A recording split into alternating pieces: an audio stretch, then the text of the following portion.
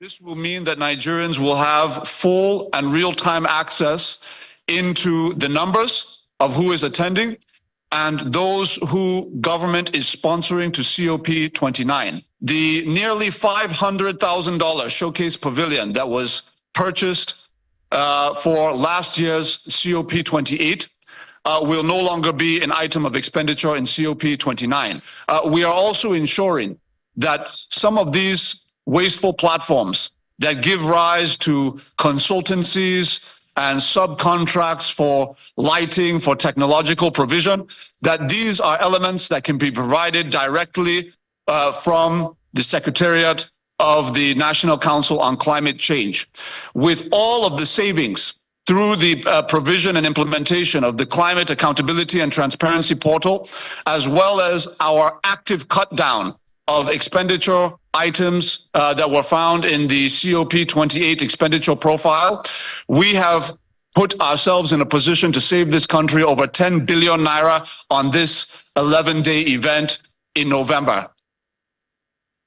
Welcome back. That's all. We'll start our conversation from Nigeria's plans for COP29. We do remember COP28 generated a lot of conversations. Why? With the state of the economy, why do we need such a large delegation? And of course, there was a lot of explanations, both from the private and the public sector. Why do we need that? But beyond COP29, we're also looking at the green economy. Because yes, they're going to sit down and talk about the climate change, climate action, what's being done, what has been done, what has the impact of COP28 been like as we go into COP29.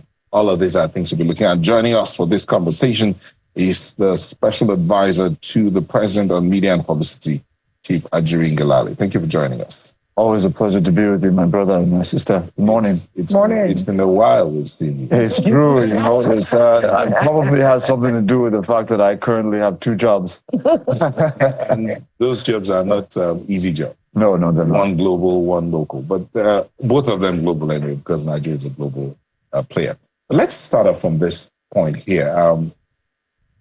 COP29, I do remember you were sitting on that same seat and we were talking about the fact that there was this huge delegation. Now you've told us that number is going to be so slashed down that we'll be saving as much as 10 billion naira. That's a lot of money to save. But why do we even need a delegation? Thank you very much, Nyota. So let's unpack a few elements of what the problem was and what the resolutions are. The problem we had was during COP28 last November in Dubai. You'd recall that there was a lot of brouhaha around a figure that was being bandied about in some elements of the press, not all. Some responsible press were very careful not to advance anything that was, misinformative. But we obviously had to come out, the Minister of Information at that time had to come out with the actual figure, which was basically a third of the figure that had been reported that had caused quite a bit of a stir in the country. So there was deliberate misinformation at the time. Now, with that said, I think one of the major aspects of how that whole confusion occurred was around the fact that you have people attending COP20, who had attended COP28, who are not sponsored by government, right? So you have people who register online as members of NGOs, and academicians and the private sector actors, and many people. We're talking into the hundreds of people who were in this category, who had no link to government whatsoever, who were not sponsored by government whatsoever, but were being treated numerically as those who are being sponsored by government. So there needed to be a delineation, and there was not around that time. That's number one. Number two is you had officials coming from state governments, in addition to federal MDAs, and then of course from the legislature, who kind of made up the numbers from those sponsored from the government. Now, some were sponsored by their ministries directly, right? So in the case of ministers, they were sponsored directly from their ministries and their aides, etc. State governments, state governors and their commissioners and their aides were sponsored by the states. So it was striated. Now, with all of that said, what we found was after that whole storm came about, the president essentially said, look, we have to conduct an audit of this process. We need to know exactly how this happened. We need to know what the numbers are, and we need to know what the expenditure profile was. And he did that. Now, in my capacity as the Special Presidential Envoy on Climate Action, I'm now the national coordinator of all climate-related activities of the Federal Republic of Nigeria, coordinating both the federal and state government, functionaries to achieve ultimately the objectives of the country. Part of that is leading the the country's delegation to the next COP. So I've been kind of tasked with the process of making sure that the next COP is much smoother and much less controversial, certainly, than the last COP. And part of that process of audit essentially led us to unveil certain wasteful expenditures around subcontracting, consultancies that were unnecessary, services that could be provided by entities that are already funded by government, including the National Council on Climate Change. But people were essentially bringing in, and this is the Nigerian story, and part of the reason why we have not made the kind of progress we should have made by now is that there are always these special interests, and people are bringing in people they don't need to bring in simply to transfer government money into private accounts. We've been able to cut all that out. In fact, I'm going to break a little bit of news this morning by informing our people that when we came into this office, we found that there was an agreement within one of the climate institutions that essentially stipulated that a friend of some government at some point would collect 15% of all grants and donations payable to the Federal Republic of Nigeria on the basis of almost no work done.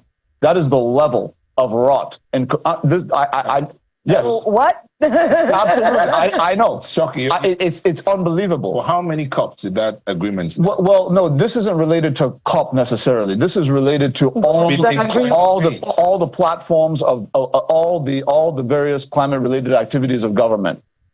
Someone was able to get an agreement. Fortunately for us, very little damage was done in terms of monies paid to this person. Because that was my question was going to be how much has been paid. Yeah, absolutely. So we were able to find that not much has been paid to this person because we caught it early. But if we had not caught it when we caught it, if we had not come in when we came in, the damage could have been incalculable because you're dealing with potentially billions of dollars over the course of time that will come into this sector as a result of the work that's going on. We were able to come in, and that agreement has been canceled. The president is aware of it. I brought it to his attention. And there's really a lot going on in these spaces where people always look at oil and gas, telecoms,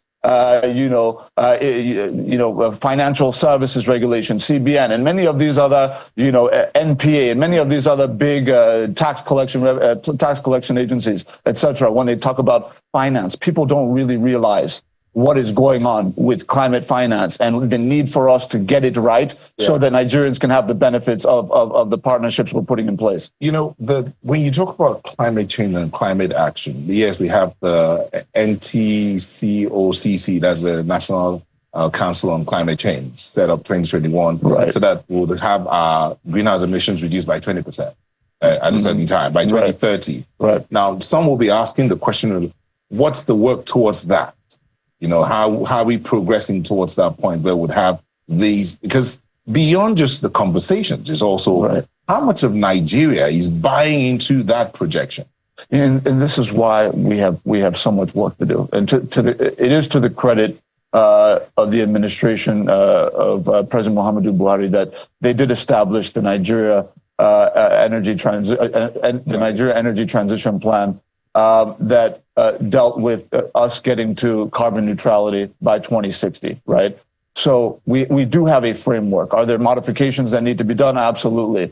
Where we are now is we've said it's one thing to have an aspirational document that is based on, the projections of large-scale inflows of finance that will enable us to make the modifications we need to make across sectors in order to meet our goals for, carbon neutrality in 2060. That's on the one hand. On the other hand, it's another thing entirely to have a very specified, tangible, and targeted plan made up of investable and bankable projects that the private sector and our multilateral partners and our donors can come in and invest in immediately in the country that will actually allow us to achieve those targets. So these are two different things. Right now, we are currently updating our nationally determined contributions document, NDC 3.0. In the first quarter of next year, that will be ready. And essentially what it is under my leadership now as the special envoy, I have mandated our team to ensure that we transit from kind of these aspirational scenarios around, if we receive $15 billion a year over the course of the next 30 years, we'll be able to meet a target. I mean, we're moving from that kind of generic, vague conversation or kind of aspiration to what we can actually do in very targeted points in the country where we know we have mangroves, for example, in the Niger Delta, where we can do a lot of fantastic work, toward establishing an effective carbon sink, afforestation efforts across the north where we can build out our carbon sink, ensuring that we can, fund the process of industrial decarbonization with carbon capture technologies across the oil and gas industry. There are so many different aspects of what we can do. Right now, we have, incredible emission coming out of the telecoms industry. People don't realize that these diesel generator powered base stations, thousands of them across the country, these telecoms towers, that there are massive emissions coming out of these facilities, and we can very quickly transit them into clean energy powered systems that will totally take away those emissions, but not just take away those emissions for the sake of healing the environment, take away those emissions for in an economically beneficial effort to be able to attain carbon credits that have real economic value in the billions of dollars for onward investment and development across sectors in the country. There's a lot that we can do. I want to be able to get back into the conversation about cutting costs, because the End Bad Governance protests, with all of the drama that's gone on around, one of the major things that was asked was the cost of governance is too high, and a lot of things didn't make sense. I would never forget COP. The November's COP, because there were celebrities that had nothing to do with climate change, nothing to do. They were taking videos and pictures. That was actually part of what the outrage was. A lot of Nigerians were seeing these things on social media and wondering what is going on. But I want to be able to get down to those figures, because now I guess this is the president's way of keeping his word, where he said we're going to visibly cut down these monies. My question is, as the money is cut down, what's it going to be used for? What's it going to be put into? No, see, so the beauty of this is that there is no shortage of sectors, programs, and projects that require government support and sponsorship, right? So we have very important and tangible things that need to be done with respect to achieving food security, which I'm sure at some point we'll need to talk about. But look, any naira, I take the position that any naira we can save on attending events, for example, can be better applied in areas that will directly impact the lives of our people. And to Neota's earlier question, he asked the question, well, why do we need to have a large delegation? I want to answer that question. Delegation at all? Absolutely. See, COP is a platform to, deal with climate-related negotiations around a national contribution to the global effort to ultimately get the temperature back to 1.5 degrees. But we also recognize that in the process of that, there is a lot of economic opportunity across sectors to be gleaned by various countries, and we don't want to lose out. There's a reason why, if you look at the Mexican delegation, and you look at Brazil, and you look at other countries, other emerging markets of our scale, they have delegation sizes that are even larger than the even bloated one that we took the last time. And theirs are not necessarily bloated, it's just the extent of work that their government is doing in these areas. So right now, if you have, for example, I'll be very practical about this, the Honorable Minister of Solid Minerals Development, Dr. Dele Alake, for example, can attend COP29 with a few of his experts within that sector, and he can be at a table with a mining company from Australia. It's one of the most prolific mining countries in the world, large-scale exports in the tens of billions of dollars. They can sit down and come to an agreement on the participation of Australian mining companies in the Nigerian mining sector, for example. That has tangible economic benefit for the future of the economy and Nigerians who will be employed as a result of those partnerships being struck.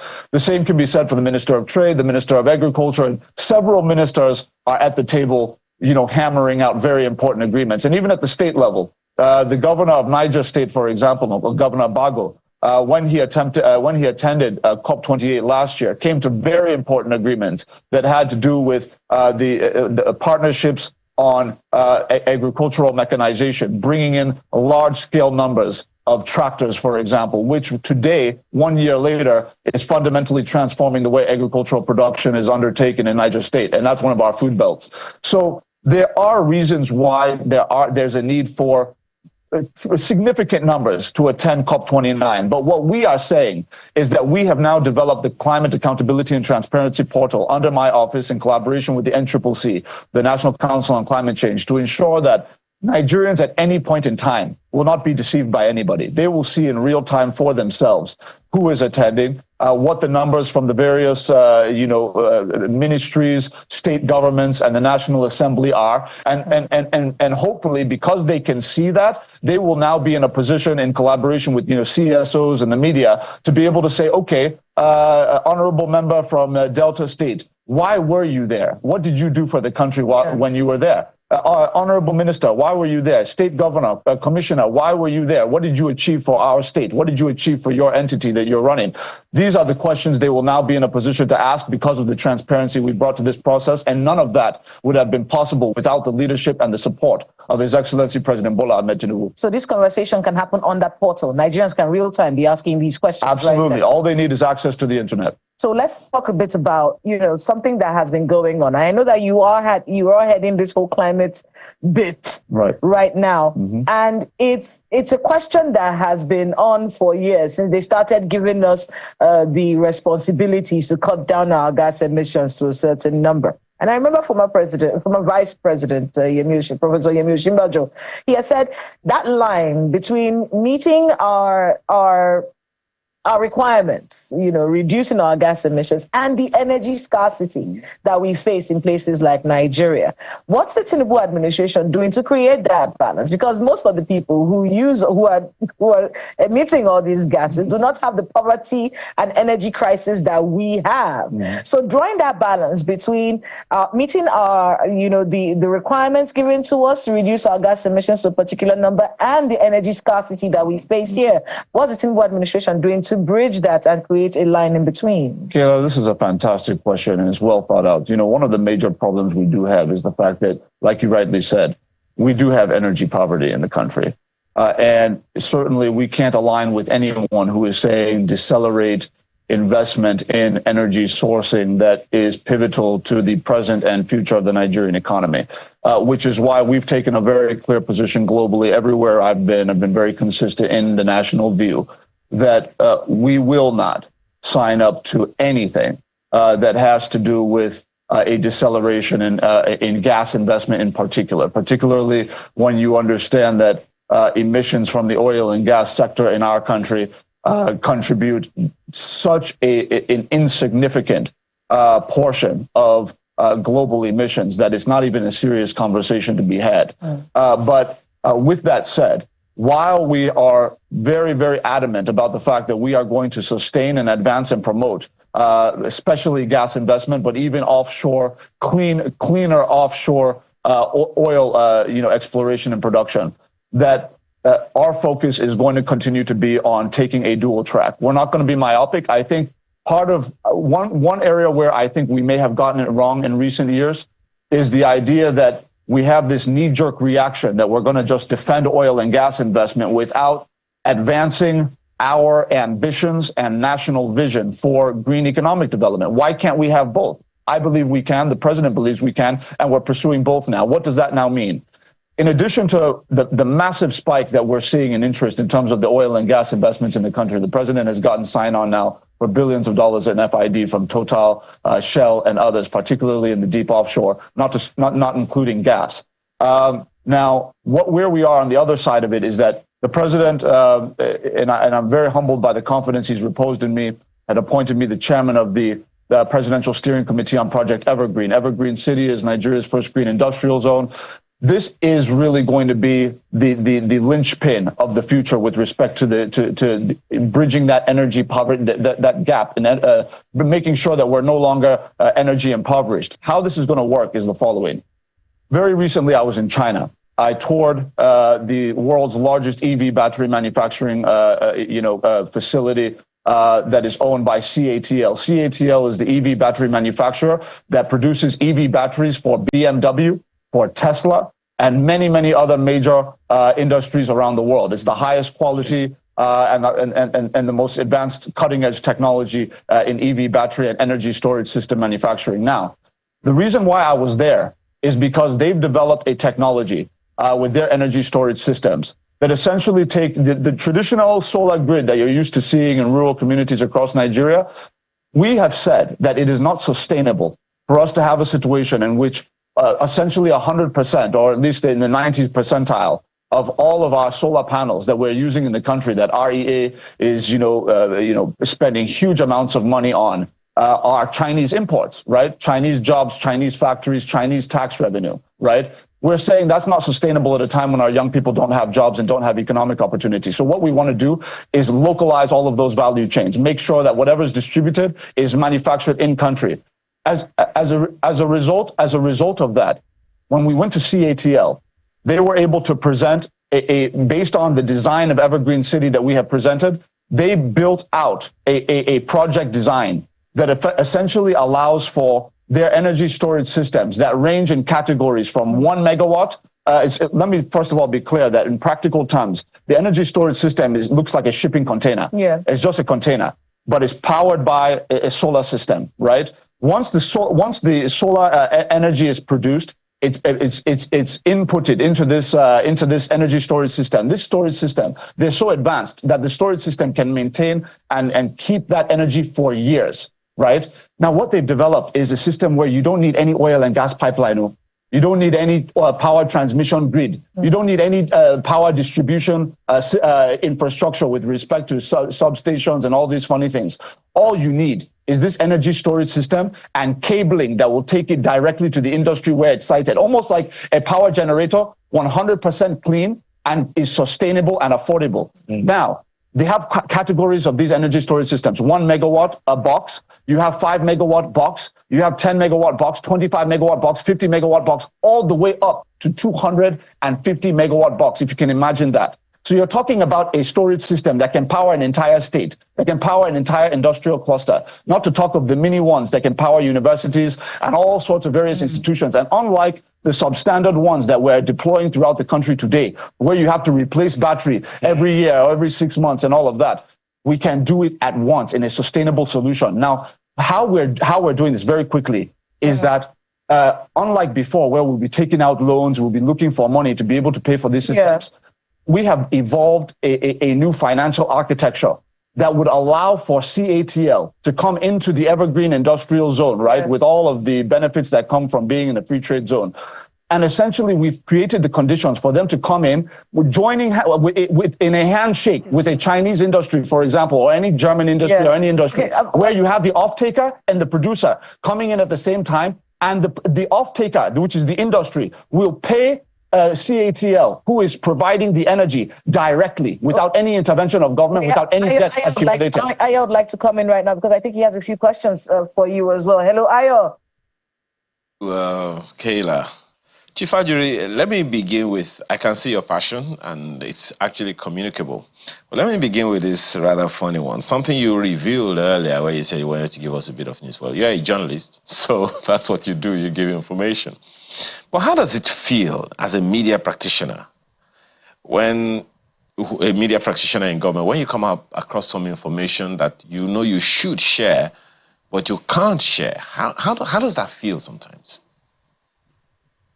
Thank you very much. So you know, look, I think for every public official, there is a sacred responsibility to ensure that if something is wrong, it becomes known to the greatest extent possible without it hindering an investigation or any type of remedial measure that is taken by public authorities that would lead to the resolution of whatever crisis we're talking about, right? So this is part of the problem. This is part of the, not problem, but I would say predicament that you're in as a public servant, particularly one who has a patriotic bent toward the development of our country. I think if you're in that situation, you want to be able to give as much information as you can, but you absolutely do not want to hinder the process of troubleshooting, of problem solving. So that is a factor. With that said, where there are activities going on that one can communicate and share without having to undermine the work of investigative agencies or regulatory authorities or whatever the case may be, you know, we're going to do the best we can. I think part of what I mentioned earlier in the conversation when I talked about it's actually quite understood. I can't unfortunately add too much more detail to what I've said with respect to a corrupt agreement between a certain institution and a certain consultant. But these are the kinds of things I do understand. I get all of that information, Chief Ajuri. I just wanted to know how it feels. I mean, you're a media practitioner. You're still coming back home when you're done, you know, serving the country in the capacity that you're in now. But talk a little about green economy. And there are so many things to talk to you about, but this one is particularly important, particularly because of the fact that many people may not even know or understand it. The green economy is a very, very large and wide thing, and practically every state in Nigeria is affected by it. On the one hand is the challenge of communication. How well aware are the citizens who should own it and insist that the needful be done by their governors? On the other hand is the challenge of collaboration between the federal government and the state governments, because the federal government can't just go into any state to do anything without this collaboration with the state governments. So how does that work, really? What's the strength and level of that collaboration between the federal and state government so that these lofty ideals that you're talking about are not just started, but sustained, even beyond this administration? Very important question, Al. Thank you very much for that. I would absolutely acknowledge, even in public, that one of the major pinch points in the shoe of the president has been the fact that you can design the most sophisticated, the most well-meaning, well-thought-out frameworks for any sector in the country. For 90% of them, if you do not have the buy-in and effective partnership and cooperation of the state and local governments, you're not likely to succeed. Obviously, when we talk about sustainability, a major part of achieving that has been resolved in recent weeks with the president's successful, judicial challenge that led to the attainment sought for decades with respect to local government autonomy. I think that's going to be a major,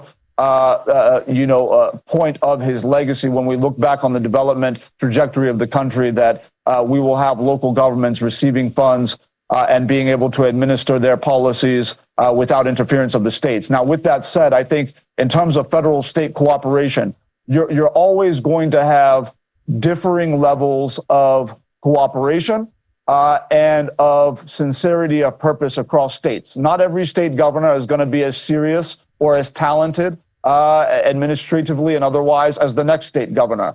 Then you factor into that, in spite of the president's best intentions, you're always going to have a situation where some state governors who may be loyal to one political godfather in a different political party or one person in a different political group is maybe less willing than another governor to cooperate with the federal government merely simply on political grounds. This is a reality in our country, and unfortunately, the people of our country in those states suffer from some of these political dynamics. But the president is very clear in his position.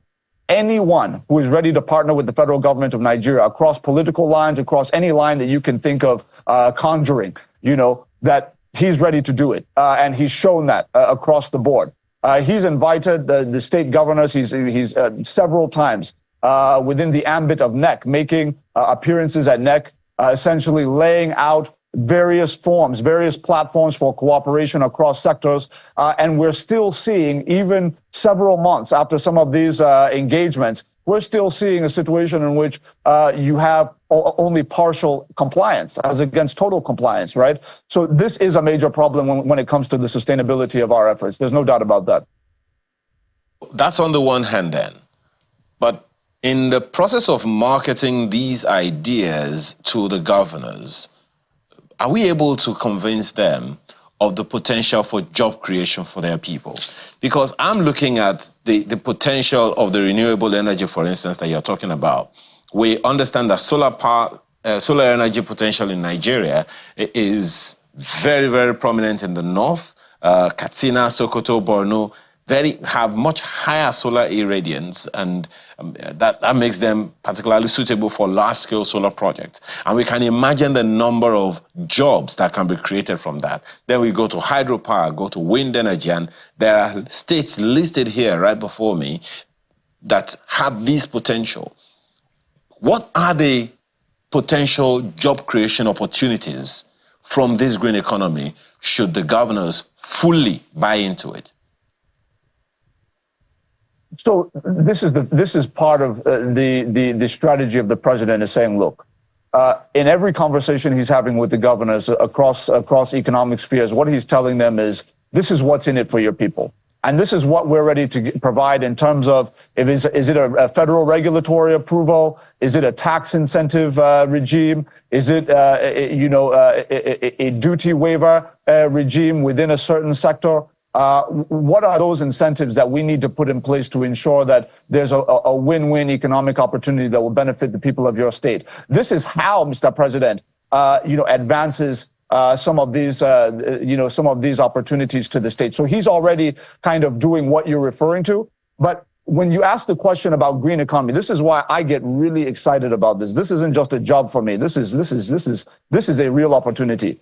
When you look at the fact that you can now have the general theme of development, the industrial revolutions of past ages, and even mostly in the present age, especially in emerging markets, suggest that for industry to thrive, you have to have traditional energy, right? You need to have some gas pipeline architecture that will allow you to be able to power your large-scale industry by whether by gas or whether some other energy source, but predominantly gas, right?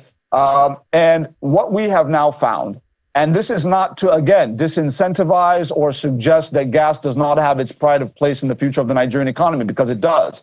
But what we're saying is we have quick win solutions that are sustainable and that are mobile, that you can put in any part of the country, anywhere in the country, and you can power almost any type of industry with these energy storage systems. There will always be interest groups and organized, contention or kind of an adversarial approach of some interest groups that feel that your energy storage technology and energy storage systems coming in will threaten the viability of their sector or threaten the viability of their industry. And so a big part of my job is to communicate very clearly to the oil and gas community and many others that we're not in the business of attempting to even replace traditional energy. We're here to add value to traditional energy. We're here to cleanse what is presently there. There's quite a lot. I mean, there's never enough time, Ajuri, to talk about climate change and our commitments. But it is interesting, the few commitments that have been made here today from your office. Number one, that cutting of that cost and saving us 10 billion, even though you didn't quite tell us exactly what that money was going to be used for. You said the point is that there's so many places that it can be used. And there was a second thing. The second commitment which you make, which is that in the agreements that are going to be made at COP29, there isn't going to be anyone that would adversely affect make us plunge deeper into the energy scarcity that we feel that we were able to get those two out of you. But I want to thank you. No, I just wanted to quickly say that the money, the 10 billion we referred to, is not money that is within the climate treasury. We're talking of reducing the money that comes from a central point into climate, so it can be applied to education, health, and anything else. That's the point. Yes, indeed. Well, we thank you so much. You're welcome. Thank you for having me. For being with us on the program. It's always nice to see you. So we'll just dash up to the Business Morning Studio on Sunrise Daily, where they'll continue to talk more money, and we'll be back after that.